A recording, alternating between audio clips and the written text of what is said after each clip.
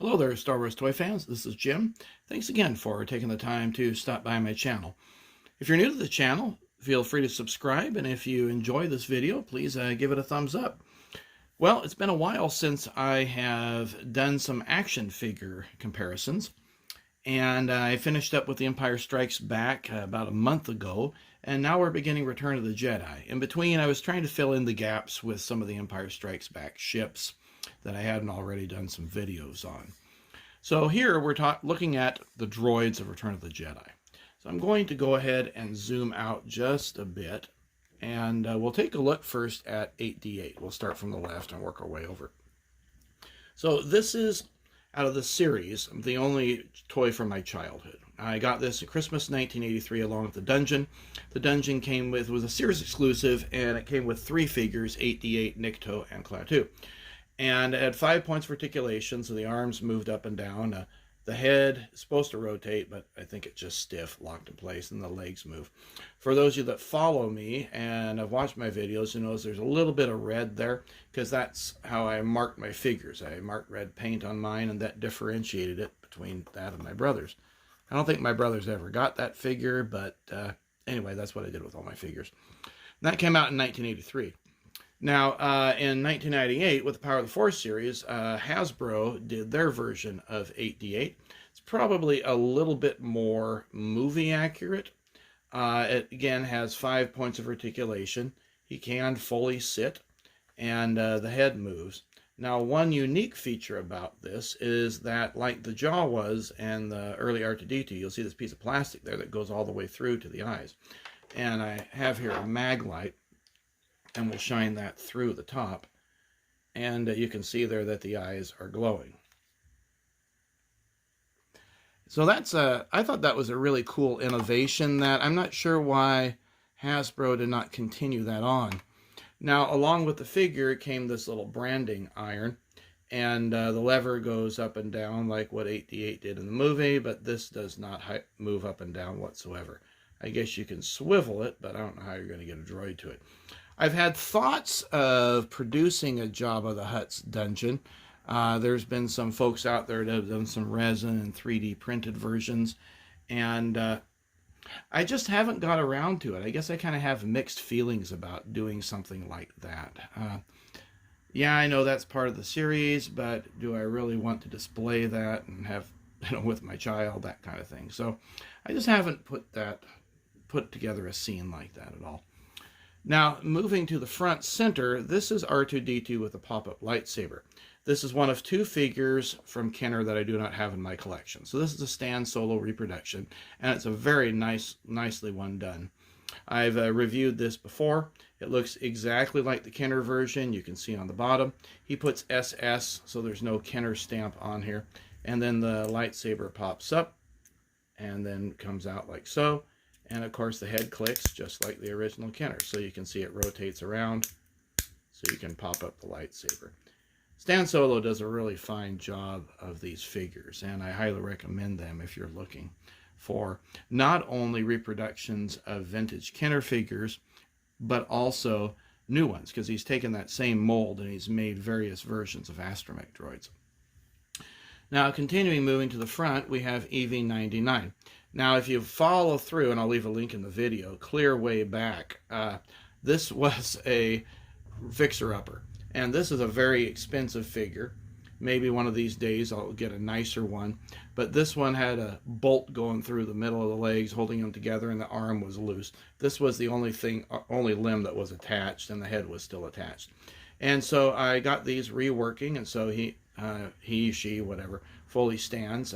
Limbs are a little bit on the loose side, but that's okay. At least it's together. And the arm moves up and down just as you see. Now, one cool feature about this 1985 Power of the Force release is that the jaw does move up and down. It was the only Kenner figure that actually did that. Really, really neat feature. And EV-99 was, of course, in the dungeon along with Jabba the Hutt. Well, Jabba the Hutt's dungeon. Now, this is the 1997 Power of the Force 2 release. There is no button on the back. It has just 5 points for articulation, so the heads and the arms move. And the legs move. I guess they can go back further than it can front, so that those front hip areas or plates are preventing the droid from fully sitting. It came with a control console, which I always had hopes of making a, let's see, where's the peg? Making a sliding slider control thing. So I cut a groove into it years and years ago when I first got that droid back in 1998. And I never got around to it. Maybe one of these days I will, or I'll just replace it with something better. Okay, so moving to row 2. Oh, and by the way, these are the only releases of those 2 droids that either Kenner or Hasbro ever produced. That's it. There were no more. There have been no more. Okay, so moving over to the center, we have CZ4. And this is a droid, I think that was in Jabba the Hutt's dungeon. This came out in 2007 with their 30th anniversary series. It's got 14 joints of articulation. It is absolutely crazy. Although this one's a little bit limited. As I recall, my son broke one of the joints on it when he was much younger. But you can see that the head rotates around. It's got that ball joint there. And the elbows move, the arms move at the shoulder. They don't rotate there, but the wrists do rotate. He can sort of sit, the knees bend. I think that's a neat feature with these. And then the feet move up and down. So 14 points of articulation.